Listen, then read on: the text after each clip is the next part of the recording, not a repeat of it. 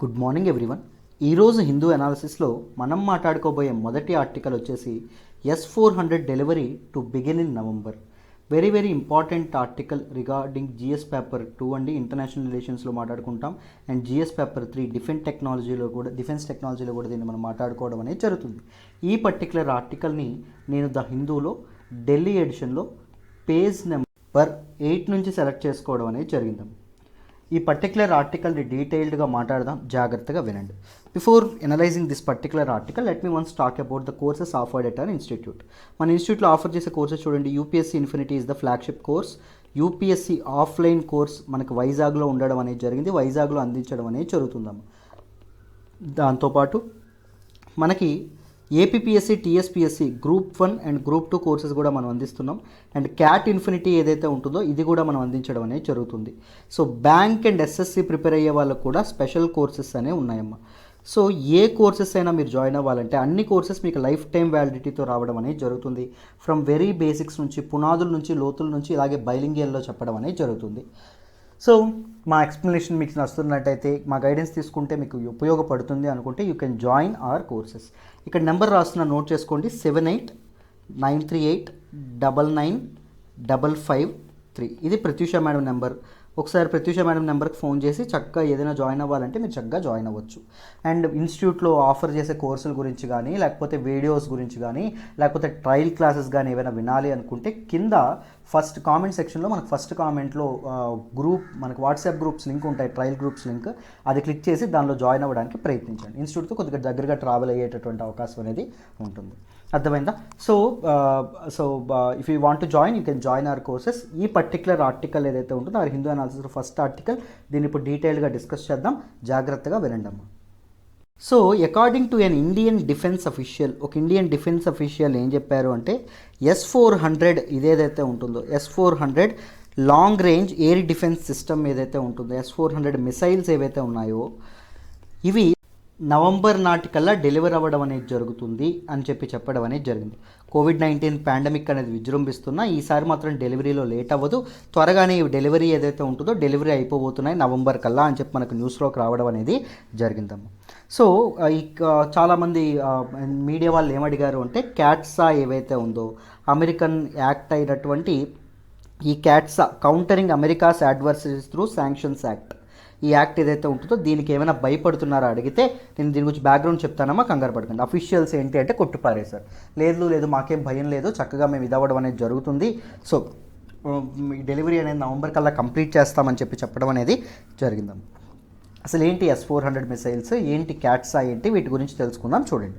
So 2018లో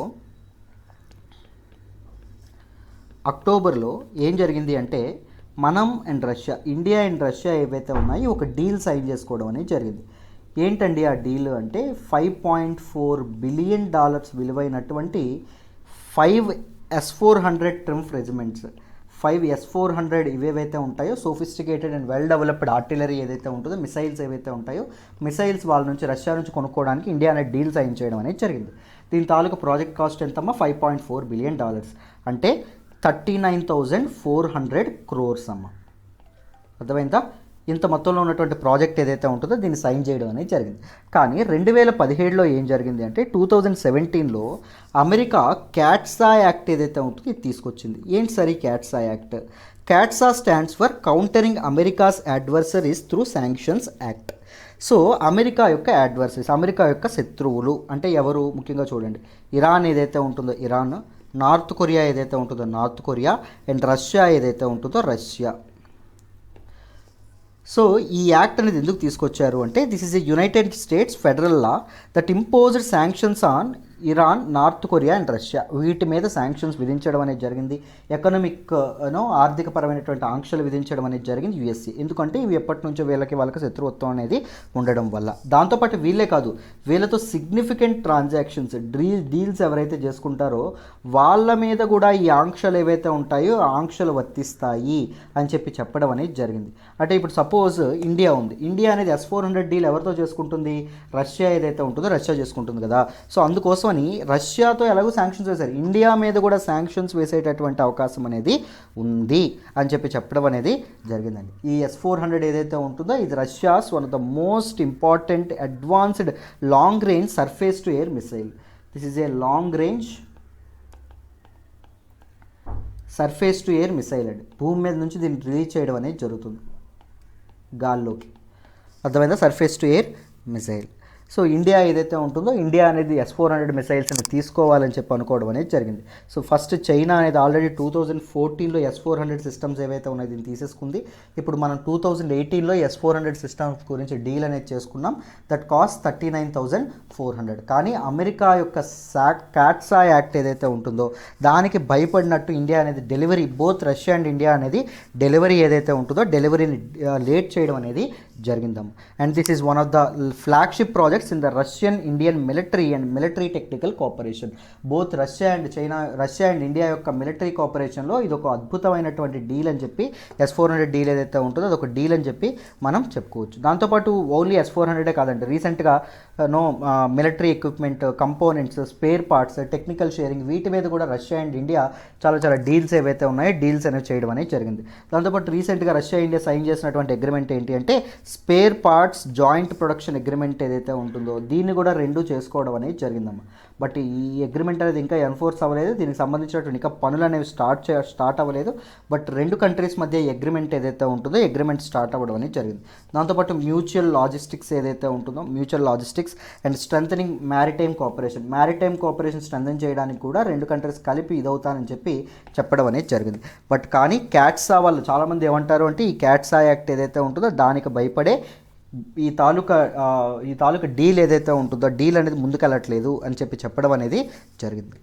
అర్థమైందా? మీ అందరికీ క్యాట్సా అంటే ఏంటో అది సింపుల్ అమ్మ. క్యాట్సా అంటే ఏంటి అంటే ఇప్పుడు చూడండి, సపోజ్ ఇప్పుడు మనం చిన్నప్పుడు ఏం చేసేవాళ్ళం అంటే మనకి ఒక ఫ్రెండ్ ఉన్నాడు అనుకోండి, ఈజ్ మై ఫ్రెండ్. ఇతను మనకు ఎనిమి ఉన్నాడు అనుకోండి, మనం ఏమనుకుంటాం, మన ఫ్రెండ్ కూడా మన ఎనిమి ఎవరైతే ఉంటారో ఎనిమితో మాట్లాడకూడదు అనుకుంటాం. సో యుఎస్ఏ కూడా ఏమనుకుంది, యుఎస్ఏకి ఎనిమిస్ ఎవరు, నార్త్ కొరియా, ఇరాన్ ఏదైతే ఉంటుందో ఇరాన్, అండ్ రష్యా ఏవైతే ఉందో రష్యా. సో యుఎస్ఏ కూడా దేశాలు కూడా మనుషులు లాంటివి, నేను చాలాసార్లు చెప్పాను. యుఎస్ఏ కూడా ఏమనుకుంటుంది, నార్త్ కొరియా, ఇరాన్, రష్యాతో మిగిలిన దేశాలు ఏవైతే ఉన్నాయో అవి కూడా డీల్స్ చేసుకోకూడదు, అవి కూడా దూరంగా ఉండాలి అనుకోవడం అనేది జరిగింది. దానివల్ల తీసుకొచ్చిన యాక్టే క్యాట్సా యాక్ట్. సో ఇండియా అనేది డీల్ చేసుకుందనుకో, డీల్ కంప్లీట్ అయితే ఇండియా మీద శాంక్షన్స్ పడేటటువంటి అవకాశం కూడా ఉంది. బట్ ఈ లా ప్రకారం చట్టం ఈ క్యాట్స్ యాక్ట్ ప్రకారం కన్ఫామ్గా ఆంక్షలు అనేవి శాంక్షన్స్ అనేవి వెయ్యాలి. కానీ ఏం జరిగింది అంటే చూడండి, ఇక్కడ శాంక్షన్స్ అనేవి వెయ్యాలి. But what happened is India ఏమనుకుంటుంది అంటే క్యాట్స్ యాక్ట్లో క్లాజ్ ఉంటుంది, ఒకవేళ మన తాలూకా ఇతను ఎవరైతే ఉన్నారో అమెరికన్ ప్రెసిడెంట్ ఎవరైతే ఉన్నారో ఆయనకి ఇష్టం ఉంటే ఆ ఆంక్షలు అనేవి ఎత్తివేయచ్చు, అర్థమైంది, ఆ శాంక్షన్స్ అనేవి తీసేయచ్చు. బట్ ప్రెసిడెంట్ అనేవి మన చేతుల్లో ఉంటారు కదా, ప్రెసిడెంట్ మనకు ఫ్రెండ్గా ఉంటారు కదా, అయిపోతుంది అనుకుంటుంది ఇండియా. బట్ కానీ చాలాసార్లు యుఎస్ అనే సిగ్నల్స్ ఇచ్చింది ఏంటి, ఒకవేళ వాళ్ళతో డీల్స్ చేసుకుంటే తప్పకుండా మేము శాంక్షన్స్ ఏవైతే ఉన్నాయో శాంక్షన్స్ అనేవి విధించడం అనేది జరుగుతుంది అని చెప్పడం అనేది జరిగిందమ్మ. అర్థమైందా? సో అది మనకు న్యూస్లోకి రావడం అనేది జరిగింది. This is all about this particular article. I hope you understand this particular article in great detail అమ్మ. Let us move to the next article. ఈరోజు హిందూ అనాలిసిస్లో మనం మాట్లాడుకోబోయే నెక్స్ట్ ఆర్టికల్ వచ్చేసి last 2 rhinos translocated under IRV 2020 Indian rhino vision 2020. Very very important article regarding GS paper 3 అమ్మ, environment and ఎకాలజీలో మాట్లాడుకుంటాం. ఈ పర్టికులర్ ఆర్టికల్ నేను ద హిందూలో ఢిల్లీ ఎడిషన్లో పేజ్ నెంబర్ 10 నుంచి సెలెక్ట్ చేసుకోవడం అనేది జరిగింది. ఈ ఆర్టికల్ని డీటెయిల్డ్గా డిస్కస్ చేద్దాం, జాగ్రత్తగా వినండి. సో ఇండియన్ గవర్నమెంట్ యాంబిషియస్గా 2015లో లాంచ్ చేసినటువంటి the ambitious Indian rhino vision ఏదైతే ఉంటుందో 2020 ఏదైతే ఉంటుందో అది ఎండ్ అవ్వడం అనేది జరిగింది. సో ఇండియన్ రైనో విజన్ ఏదైతే ఉంటుందో ఇది ఎందుకు ఇది చేయడం, దీని లక్ష్యం ఏంటి అంటే ట్రాన్స్లొకేటింగ్ అండి. ఒక లొకేషన్లో ఉండేటటువంటి రైనోస్ ఏవైతే ఉన్నాయో ఇవి అదర్ లొకేషన్స్లోకి పంపించి వాటి బ్రీడింగ్ ఏదైతే ఉంటుందో దాన్ని ప్రమోట్ చేయడం, వాటి నెంబర్, వాటి తాలూకా పాపులేషన్ ఏదైతే ఉంటుందో పాపులేషన్ అనేది ఇది అవ్వడం. సో రైనోస్ మీ అందరికీ తెలుసు, దే ఆర్ హెర్బివోర్స్ అండి. They only eat plants, they don't eat any animals or something, they are not carnivorous. అర్థమైందా? సో అది ట్యూస్డేతో ఎండ్ అవ్వడం అనేది జరిగిందమ్మా. సో 2 రైనోస్ ఏవైతే ఉన్నాయో టూ రైనోస్ని అస్సాంలో ఉన్నటువంటి మానస్ నేషనల్ పార్క్ ఏదైతే ఉంటుందో మానస్ నేషనల్ పార్క్లోకి రిలీజ్ చేయడం అనేది జరిగింది. ఎక్కడ? అస్సాంలో ఉండేటటువంటి నేషనల్ పార్క్ అయినటువంటి యునెస్కో వరల్డ్ హెరిటేజ్ సైట్గా కూడా దీన్ని గుర్తించారు. మానస్ నేషనల్ పార్క్ ఏదైతే ఉంటుందో మానస్ నేషనల్ పార్క్. సో దీన్ని ఎక్కడి నుంచి తీసుకొచ్చారు? ఈ తాలూకా రైనోస్ ఏవైతే ఉన్నాయి, ఈ రైనోస్ని అంటే they were transported from Pobitora wildlife sanctuary about 185 kilometres east. ఏంటండి? Pobitora wildlife sanctuary. So Indian rhino vision 2020 ఏదైతే ఉంటుందో ఇట్ వాజ్ డిజైన్డ్ ఇన్ 2015. 2015లో దీన్ని డిజైన్ చేయడం అనేది జరిగింది. Believed to have achieved its target of attaining a population of 3000 rhinos in Assam. అస్సాంలో రైనోస్ యొక్క పాపులేషన్ 3000 చేయడం కోసం దీన్ని తీసుకురావడం అనేది జరిగిందమ్మ.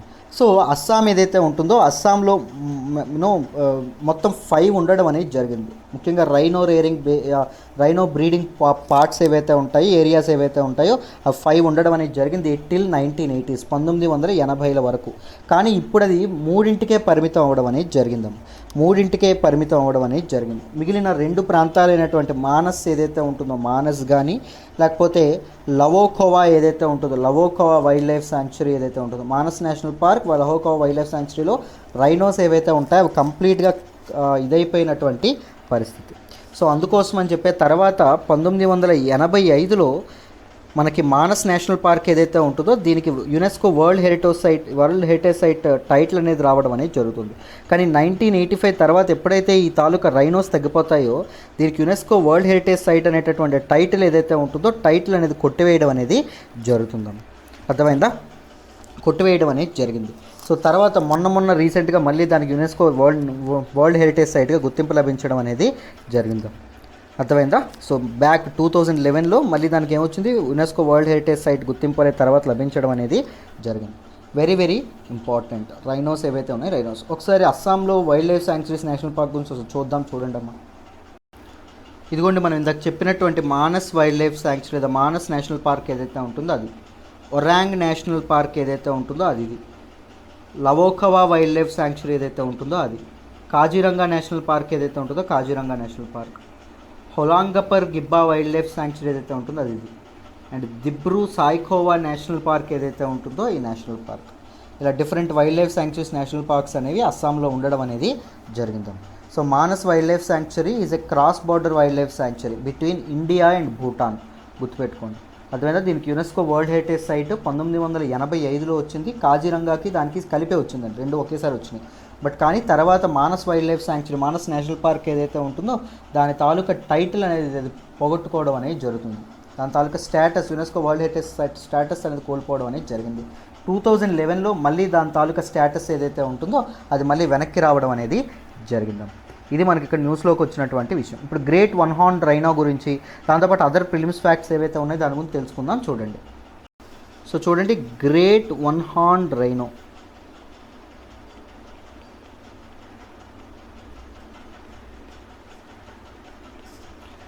there are 3 స్పీసీస్ అండి రైనోస్లో. ఏషియాలో మొత్తం 3 స్పీసీస్ ఆఫ్ రైనోస్ ఉండడం అనేది జరిగింది. Greater one horned, Javan and Sumatra ఏవైతే ఉన్నాయో సుమత్ర. చూడండి, గ్రేటర్ వన్ హార్న్డ్ ఒకటి,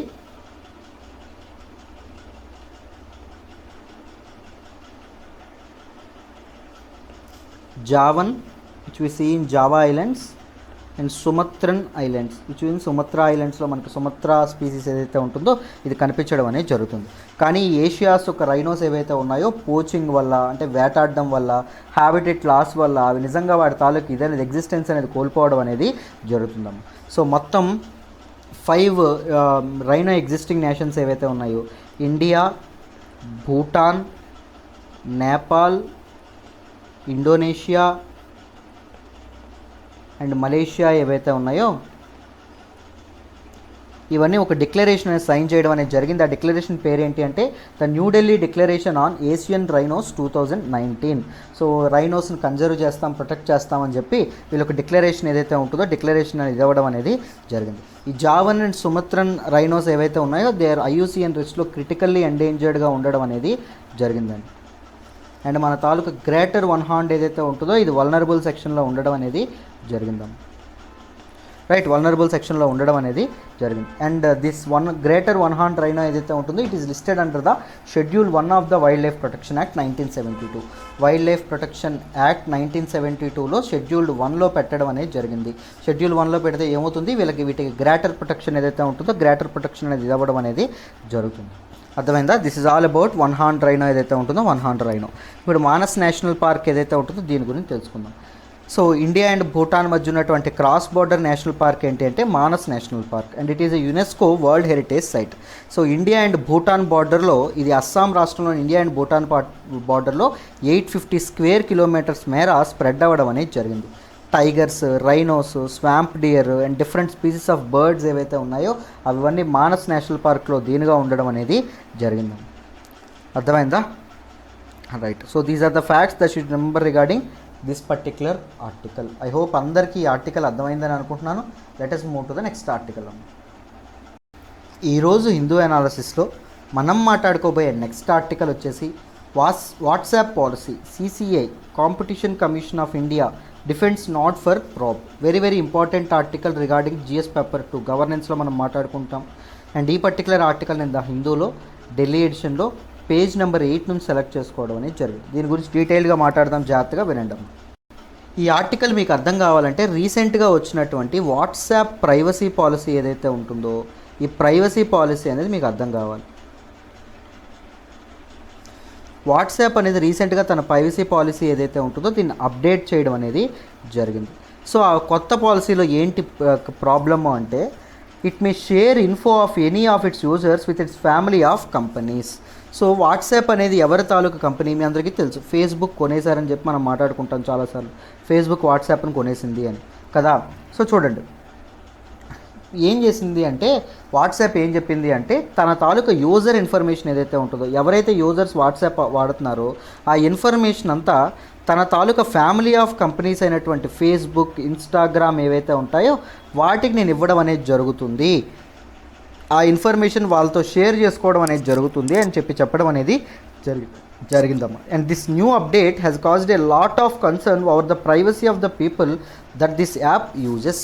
సో ఈ యాప్ యూజ్ చేసినటువంటి పీపుల్ యొక్క ప్రైవసీ డేటా ఏదైతే ఉంటుందో దాని మీద చాలా ఇదవ్వడం అనేది జరిగింది. రైట్, చాలా కన్సర్న్ అనేది రావడం అనేది జరిగింది.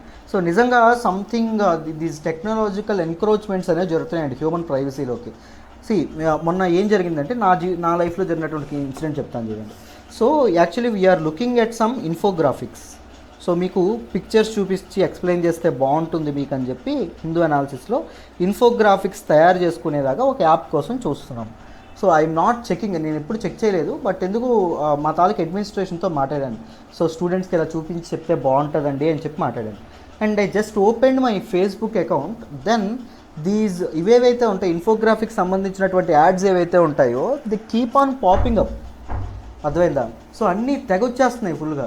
So as if Facebook had our phone conversation అన్నట్టు, మా ఫోన్ మాటలు మేమైతే మాట్లాడుకున్నామో అది విన్నట్టు అది జరగడం అనేది జరుగుతుంది. So privacy data, user privacy data ఏదైతే ఉంటుందో దాని గురించి చాలా కన్సర్న్స్ అనేవి ఇవ్వడం అనేది జరుగుతుందమ్మ. అర్థమైందా? సో దాంతోపాటు ఇండియాలో చూసుకుంటే ఇలాంటి లాస్ ఇంకా ఘోరంగా పనిచేస్తాయి. ఎందుకు అంటే India doesn't have any data protection లా. భారతదేశంలో డేటా ప్రొటెక్షన్ లా లాంటివి ఎటువంటివి లేవు. దానివల్ల ఇండియాలో చాలా ఇబ్బంది అవ్వడం అనేది జరుగుతుంది. ఇండియాలో చాలా ప్రాబ్లం రావడం అనేది జరుగుతుంది. Issues with new policy. WhatsApp as the owner of data rather than intermediary of data. So new పాలసీలో ప్రాబ్లం ఏంటి అంటే మామూలుగా వాట్సాప్ అనేది ఎలా బిహేవ్ చేస్తుందంటే it is since we're using that particular platform. So it is treating that it is treating like it is owner of the data ఓనర్గా ఇది అవ్వడం అనేది జరుగుతుంది. అర్థమైందా? డేటా ఇంటర్మీడియరీ కాకుండా డేటా ఓనర్గా ఇది అవ్వడం అనేది జరుగుతుంది. రైట్, అది నిజంగా చాలా తప్పు. సో మీకు ఎలా చెప్తుంది అంటే దాంతోపాటు take it or leave it policy. Take it or leave it policy అంటే చెప్తాను చూడండి. మీకు ఇప్పుడు ఏం చెప్తుంది అంటే కొత్త పాలసీ యాక్సెప్ట్ చేస్తే వాట్సాప్ అనేది వాడండి, వాట్సాప్ చేయకపోతే మా తాలూకు వాట్సాప్ అనేది వాడక్కర్లేదు, మాకు కూడా ఎటువంటి ప్రాబ్లం లేదనేటటువంటి మొనోపొలి, అంటే వాట్సాప్ కంటే పెద్ద యాప్ ఏది లేదు, చచ్చినట్టు మా యాపే వాడాలి అనేటటువంటి మొనోపొలి ఏదైతే ఉంటుందో దాన్ని వాట్సాప్ అనేది ఎగ్జిబిట్ చేయడం అనేది జరుగుతుంది. సో డేటా ప్రొటెక్షన్ అనేది త్వరగా తీసుకురావాలి, పబ్లిక్ అవేర్నెస్ అనేది పెంచడం ద్వారా మనం ఇలాంటి ఇవేవైతే ఉంటాయో వాటిని ఇది కూడా చేయొచ్చాము. వాటిని కంప్లీట్గా రిజాల్వ్ అనేది చేయొచ్చు. అర్థమైందా? సో ఇప్పుడు న్యూస్లోకి ఎందుకు వచ్చింది? వాట్సాప్ ఎప్పుడైతే తన న్యూ ప్రైవసీ పాలసీ తీసుకురాగానే సుప్రీంకోర్టులో చాలా పిటిషన్స్ రావడం అనేది జరిగింది. సుప్రీంకోర్టు వాట్సాప్ యొక్క ప్రైవసీ పాలసీ ఏదైతే ఉంటుందో దానికి స్టే విధించడం అనేది జరిగింది. సో స్టే విధించినప్పుడు CCI ఏదైతే ఉంటుందో, కాంపిటీషన్ కమిషన్ ఆఫ్ ఇండియా ఏదైతే ఉంటుందో, ఇది ఏం చేసింది అంటే వాట్సాప్ మీద ఒక ప్రోబ్ ఏదైతే ఉంటుందో, ఒక ఇన్వెస్టిగేషన్ ఏదైతే ఉంటుందో అది లాంచ్ చేసినప్పుడు వాట్సాప్ ఏమైంది, మళ్ళీ సుప్రీంకోర్టుకు వెళ్ళడం అనేది జరిగింది.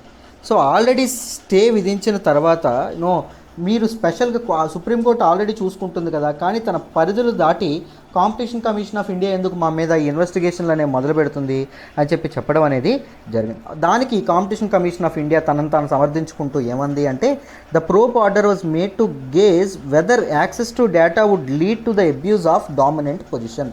సో డేటా యాక్సెస్ ఏదైతే ఉంటుందో అది తన మొనోపోలీని అబ్యూజ్ చేసేందుకు కారణం అవ్వడం అనేది జరుగుతుందా, దానివల్ల ఏదైనా ప్రాబ్లం ఉందా, దాంతోపాటు వాట్సాప్ ఏమైనా ఎక్సెసివ్ డేటా ఏదైతే ఉంటుందో తన తాలూకు యూజర్స్ నుంచి ఎక్సెసివ్ డేటా ఏమైనా కలెక్ట్ చేసి ఇప్పటికే ఎవరికైనా పంపించడం అనేది జరిగిందా, if there is any anti competitive context అనేది ఉందా, కాంపిటీషన్ అనేది కంప్లీట్గా చచ్చిపోయేటట్టు మొనోపలి చూపించేటటువంటి పరిస్థితులు ఏమైనా ఉన్నాయా లేకపోతే లేదా అనేటటువంటి విషయాలు ఏవైతే ఉంటాయో వాటి మీద వీళ్ళు ఇది చేయడం అనేది జరుగుతుంది. దాని మీద ఇన్వెస్టిగేట్ చేయడానికి పూనుకోవడం అనేది జరుగుతుంది competition commission of India. WhatsApp అనేది ఎందుకు ఎక్కిందంటే సుప్రీంకోర్టులో ఆల్రెడీ స్టే ఉన్నప్పుడు మీరెందుకు స్పెషల్గా ఇన్వెస్టిగేట్ చేస్తున్నారు అని అంది.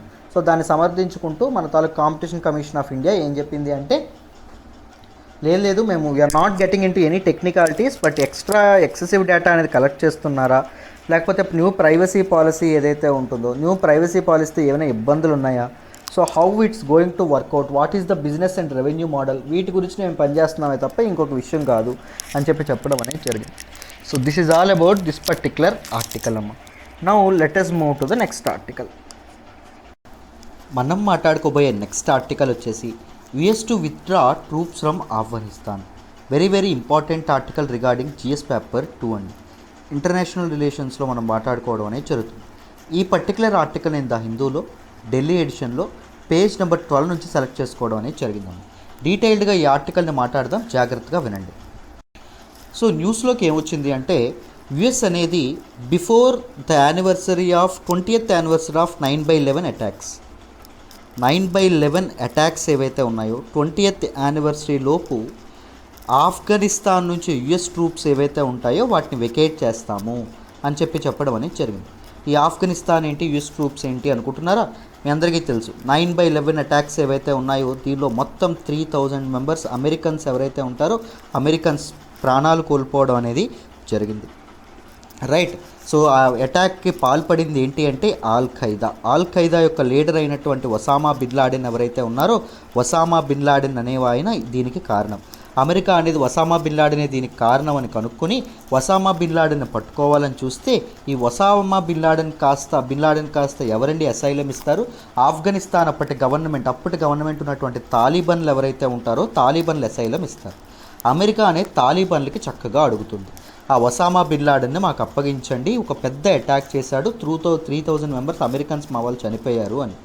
సో అప్పుడు తాలిబన్లు ఒప్పుకుంటారా అంటే ఒప్పుకోరండి. ఎవరిని అప్పగించడానికి? Osama bin లాడెన్ని అప్పగించడానికి. అప్పుడు అమెరికా తన తాలూకా USA ఏదైతే ఉంటుందో USA ప్లస్ తన తాలూకా నాటో అలైస్ ఏవైతే ఉంటాయో నాటో అలైస్తో కలిపి ఎవరి మీదండి అటాక్ ప్లాన్ చేస్తుంది అంటే తాలిబన్ మీద, ఆఫ్ఘనిస్తాన్ మీద ఎయిర్ స్ట్రైక్ అనేది చేసి తాలిబన్ గవర్నమెంట్ ఏదైతే ఉంటుందో తాలిబన్ గవర్నమెంట్ని దించేసి ఆఫ్ఘనిస్తాన్లో ఒక ఫార్మల్ గవర్నమెంట్ ఏదైతే ఉంటుందో ఫార్మల్ గవర్నమెంట్కి ఇది చేయడం అనేది ఎస్టాబ్లిష్ చేయడం అనేది జరుగుతుంది. సో 20 ఇయర్స్గా ఏకంగా నియర్లీ 20 ఇయర్స్ అంటే ఏకంగా 19 ఏళ్ళగా ఆఫ్ఘనిస్తాన్లో అనేది మన USA ఏదైతే ఉంటుందో USA అనేది యుద్ధం అనేది ప్రకటించడం అనేది జరిగింది. యుద్ధం చేస్తూనే ఉంటుంది.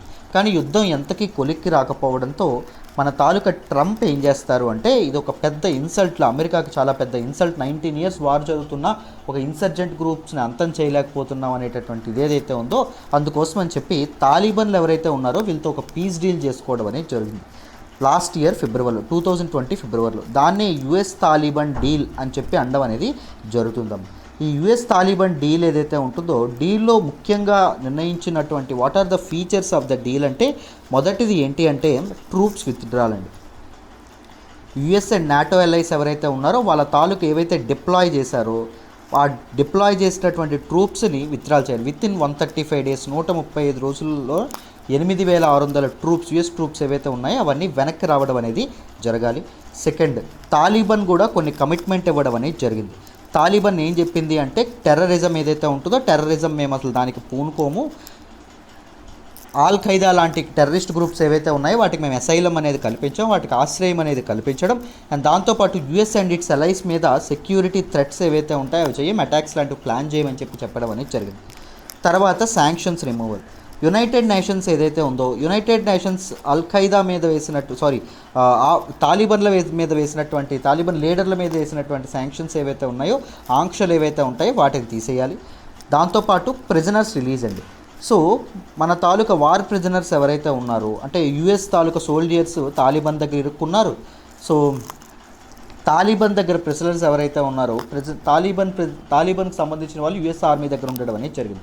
సో ప్రిజనర్స్ అనే ఒకరితో ఒకరు ఇదవ్వడం అనేది జరగాలి అనేటటువంటి ఉద్దేశంతో ఈ తాలిబాన్ పీస్ డీల్ ఏదైతే ఉంటుందో అది చేసుకోవడం అనేది జరిగింది.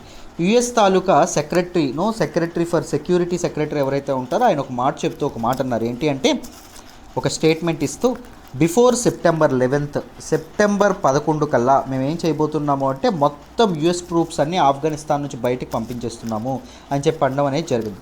ప్రజెంట్ ట్రూప్స్ ఎన్ని ఉన్నాయంటే 2,500 నుంచి 3,500 మంది యుఎస్ సోల్జర్స్ అనేవాళ్ళు ఆఫ్ఘనిస్తాన్లో డిప్లాయ్ ఉన్నారు.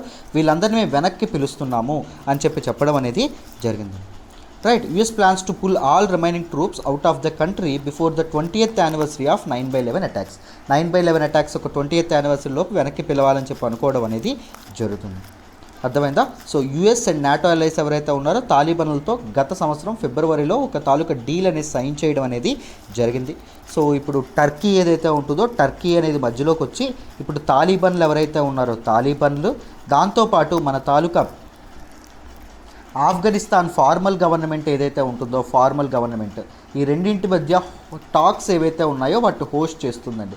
ఎందుకు అంటే ఫర్ రీకన్సిలేషన్ ప్రొసీజర్ అంటే మళ్ళీ తిరిగి ఎవరు ఆఫ్ఘనిస్తాన్లో గవర్నమెంట్ యుఎస్ అనేది బయటకు వెళ్ళిపోయిన తర్వాత ఎవరు గవర్నమెంట్ స్థాపిస్తారు, గవర్నమెంట్ ఏ విధంగా ఇదవుతుంది అనేటటువంటి దీని మీద టర్కీ ఏదైతే ఉందో టర్కీ అనేది టాక్స్ హోల్డ్ చేయడం అనేది జరుగుతుంది. ఈవెన్ ఖతార్ ఏదైతే ఉంటుందో ఖతార్ కూడా ఈ టాక్స్లో పార్టిసిపేట్ చేస్తుంది. అండ్ యునైటెడ్ నేషన్స్ ఐక్యరాజ్య సమితి రిప్రజెంటేటివ్స్ ఎవరైతే ఉన్నారో వాళ్ళు కూడా ఈ టాక్స్లో పార్టిసిపేట్ చేయడం అనేది జరుగుతుంది. సో ఆఫ్ఘనిస్తాన్ ప్రైమ్ మినిస్టర్ అయినటువంటి అఫ్ఘాన్ గనీ ఎవరైతే ఉన్నారో ఆయన మాత్రం అయితే ఫార్మల్ గవర్నమెంట్ లేకపోతే డెమోక్రసీ అనేది ప్రివైల్ చేసి ఓటింగ్ సిస్టమ్ ఎలక్షన్స్ అనేవి పెట్టి గవర్నమెంట్ అనేది ఫామ్ చేయాలి, మేము మొత్తం కంప్లీట్గా గవర్నమెంట్ తాలిబాన్లకు అయితే అప్పగించడానికి మేము ఒప్పుకోవట్లేదు అని చెప్పి ఆయన ప్రకటించడం అనేది జరిగింది. మీ అందరికీ తెలుసు ఆఫ్ఘనిస్తాన్లో ఉండేటటువంటి నార్దర్న్ పార్ట్ ఏదైతే ఉంటుందో నదరన్ పార్ట్ అంతా మన తాలూకా ఫార్మల్ గవర్నమెంట్ యొక్క సపోర్ట్ ఉన్నారు. అండ్ సదరన్ పార్ట్ ఏదైతే ఉంటుందో అంటే పాకిస్తాన్కి దగ్గరగా ఉండేటటువంటి పార్ట్ ఏదైతే ఉంటుందో దానిలో మొత్తం ఎవరున్నారు అంటే తాలిబాన్లు ఎవరైతే ఉన్నారో తాలిబాన్లు ఉండడం అనేది జరిగింది. అందుకే తాలిబాన్ ఈజీగా పాకిస్తాన్లోకి ఎంటర్ అయిపోయి పాకిస్తాన్లో అసైలం కల్పించడం అనేది పాకిస్తాన్లో ఆశ్రయం ఉండడం అనేది జరుగుతుంది. అర్థమైందా? So Pakistan sponsors terrorism in it self. So అందుకే స్టేట్ స్పాన్సర్స్ టెర్రరిజం ఏదైతే ఉంటుందో అది పెద్ద థ్రెట్గా మనకు ఉండడం అనేది జరిగిందండి. అర్థమైందా? These are the points that should remember regarding this particular article. America అనేది త్వరగా వెళ్ళిపోతాను అంటుంది బయటికి, అదే మనకు న్యూస్లోకి రావడం అనేది జరిగింది. ఐ హోప్ ఈ పర్టికులర్ ఆర్టికల్ డీటెయిల్డ్గా మీ అందరికీ అర్థమైందని అనుకుంటున్నాను. So because of a technical issue ఈరోజు వీడియో షార్ట్గా ఇదవ్వాల్సి వచ్చింది. అండ్ రేపటి నుంచి ఎక్కువ ఆర్టికల్స్ కొద్దిగా డీటెయిల్డ్గా వెళ్తాను. బికాజ్ డ్రైవ్లో స్పేస్ లేకపోవడం వల్ల I should have to confine to only 35 to 40 minutes today. అందుకే కొద్దిగా ఇదవ్వడం అనేది జరిగింది. సో మిగిలిన ఇది చేయాలంటే డ్రైవ్ స్పేస్ అనేది పెంచాలి అంటే చాలా ఫైల్స్ డిలీట్ చేయాలి. సో అందుకే ఆ ఫైల్స్ అని వేరే దానికి సేవ్ చేసి రేపటి నుంచి ఇది చేద్దామని చెప్పి ఆగాను. ఓకేనా? Don't mind. ఓకేనా? రేపటి నుంచి లాంగర్ వీడియోని డీటెయిల్డ్గా రావడం అనేది జరుగుతుంది. రైట్. సో ఐ హోప్ ప్రతి ఒక్కరికి ఈ ఆర్టికల్ అనేది అర్థమైందని అనుకుంటున్నాను. So this is all about today's Hindu analysis. మళ్ళీ రేపటి హిందూ అనాలిసిస్లో మళ్ళీ కలుద్దాం. ఓకేనా? బాయ్.